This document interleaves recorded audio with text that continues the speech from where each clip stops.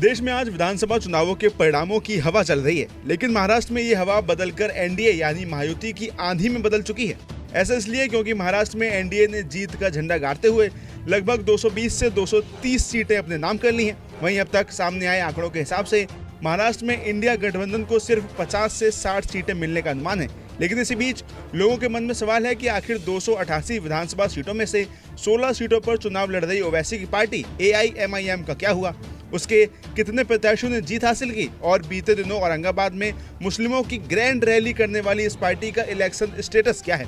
तो आपकी जानकारी के लिए बता दें कि औरंगाबाद सेंट्रल से AIMIM के सैयद नसीरुद्दीन तौकीदीन लगभग 4000 वोटों से आगे चल रहे हैं। इसके साथ ही औरंगाबाद ईस्ट सीट से इम्तियाज जलील लगभग 2500 वोटों से आगे चल रहे हैं। इसके साथ ही धुले सीट से पार्टी के मौजूदा विधायक शाह फारूक अनवर दूसरे नंबर पर हैं। मालेगांव मध्य से पार्टी के मौजूदा विधायक मुफ्ती मोहम्मद इस्माइल भी दूसरे नंबर पर चल रहे हैं। वहीं इस चुनाव में AIMIM ने इस बार मुस्लिम दलित वोटों को अपने पक्ष में मजबूत करने की उम्मीद से SC रिजर्व सीटों से 4 दलित उम्मीदवारों को मैदान में उतारा था। हालांकि नतीजों को देखकर लगता है कि पार्टी को इसका बहुत ज्यादा फायदा नहीं मिला है।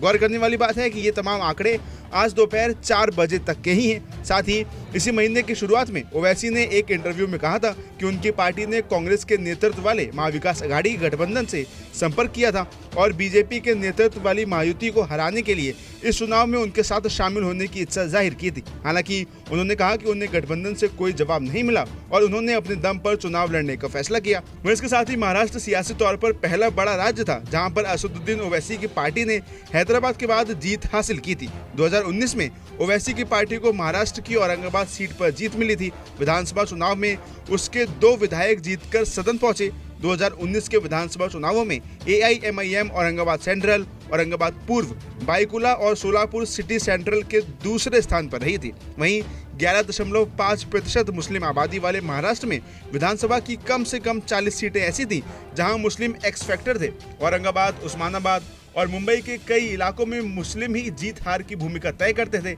ऐसे में ओवैसी ने यहां विस्तार के लिए बड़ा प्लान तैयार किया था। हालांकि इस बार लगता है कि वोटर्स ने उन्हें उतना साथ नहीं दिया जितना ओवैसी को उम्मीद थी।